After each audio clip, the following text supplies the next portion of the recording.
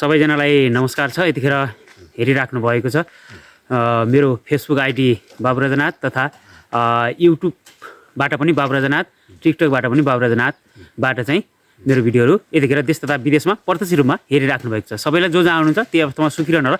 म यतिखेर बिहानै चाहिँ यहाँ फिल्डमा यसो चाहिँ घुमिरहेको थिएँ हैन। त्यतिखेर मैले ठुलबालाई ठ्याक्कै चाहिँ भेटाइहालेँ। उहाँले चाहिँ के गर्दै हुनुहुन्थ्यो भने चाहिँ बिहान चाहिँ पिपललाई चाहिँ पानी हाल्दै हुनुहुन्थ्यो। अस्ति चाहिँ यो बिसाउन लगाउने काम पनि भइरहेको थियो।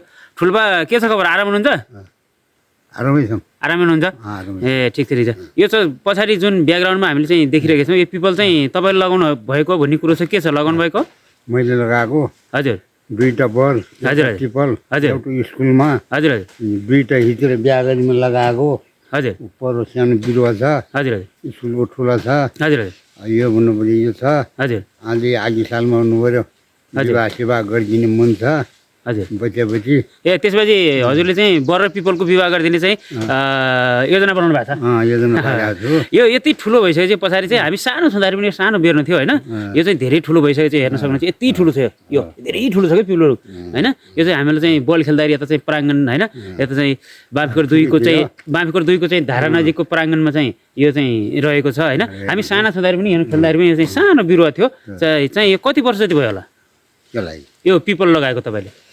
पिपल लगाएको त्यति भयो 24 वर्ष भयो। 24 वर्ष भयो भने चाहिँ झन्डै झन्डै तपाईँले चाहिँ 2058 सालमा चाहिँ लाउनु भएछ भन्ने कुरो बुझ्यो होइन। ठिक छ ठिक छ।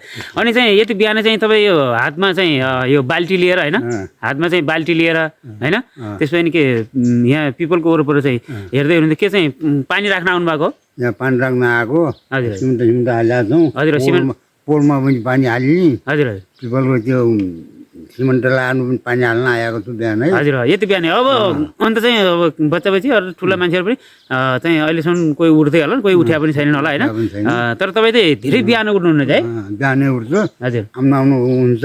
हजुर सुरु हुन्छ, आउनु कामको चासो हुन्छ। हजुर हजुर काम गरेपछि चासोसित काम गरेपछि काम फैलो हुन्छ। हजुर हजुर ल्यान्ड टोकेपछि ल्यान्ड दिन्छ काम। हजुर हो। तपाईँको उमेर चाहिँ कति वर्ष भयो होला ठुलो?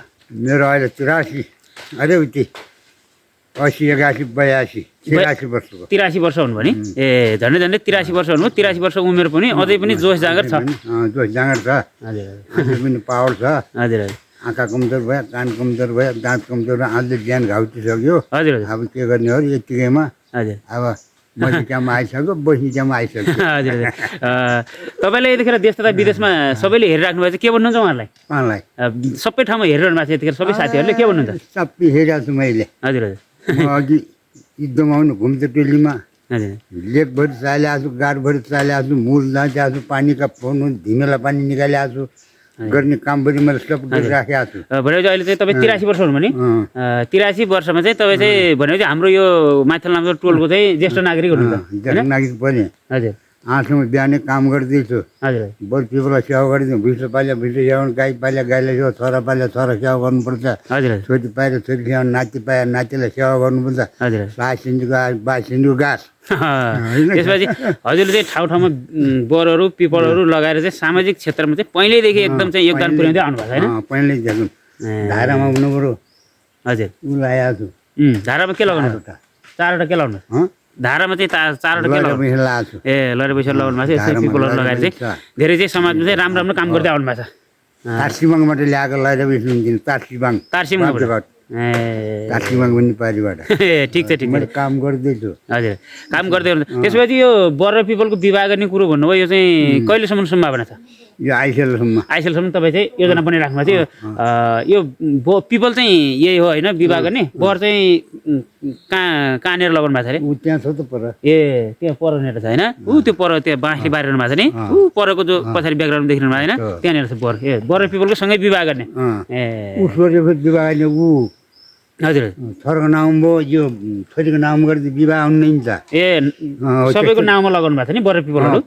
पर पिपलकै नाउँमा लगायो। ए ठिक छ ठिक छ। त्यसको विवाह गर्ने बिना हजुर विवाह बिना नाउँमा लगाएको विवाह हुनु नि त। हजुर त्यसको लागि यसलाई छुट्टी लागिन हजुर को यो होइन काटिकन हाँगाभरि काटिले गर्दा सानो बिरुवाको हाँगा पाटी लगाउने हो हजुर त्यो नोक्सान पारिराख्यो हजुर त्यो नोक्सान पार्छ यस्तो चाहिँ बर पिपलको पातहरू टिपेर लग्ने तर चाहिँ हाँगाहरू नकाट्ने भन्नुहुन्छ हजुरले हो, त्यही ठिक छ ठिक छ पाटी बेर लग्ने पातको काम हुन्छ हजुर हो डालाको के काम हुन्छ हजुर हो कलशमा हाल्ने ठिक छ ठिक छ चराउने हजुर गाईबाट चरनद्वारामा गाँस्ने गाँस्ने पातको काम हो, धेरै डालाको धेरै काम काममा चाहिँ परेको हुन्छ होइन बर पिपल चाहिँ हामीलाई थाहा भएको कुरो हो विभिन्न किसिमको पुण्य काम लगायत सबै काममा चाहिँ बर पिपल परेको हुन्छ तर तपाईँको धारणा के छ भने हाँगो काटेर नलग्ने चाहिँ पातहरू टिपेर लग्नु होला भन्नुहुन्छ होइन हो पाटी बेर लग्ने ठिक छ उहाँको चाहिँ यो सन्देश रहेको छ र देश तथा विदेशमा हेरिरहनु भएको छ सबैलाई मिठो सम्झना छ यो भिडियो मनपर्छ भने चाहिँ सबैलाई लाइक गरिदिनु ठाउँ ठाउँमा पठाउनु होला ठुलो भाइ हुन्छ त्यही त भन्नुहुन्छ ठाउँ ठाउँमा पठाइदिने पठाइ सबैले हेर्नु होला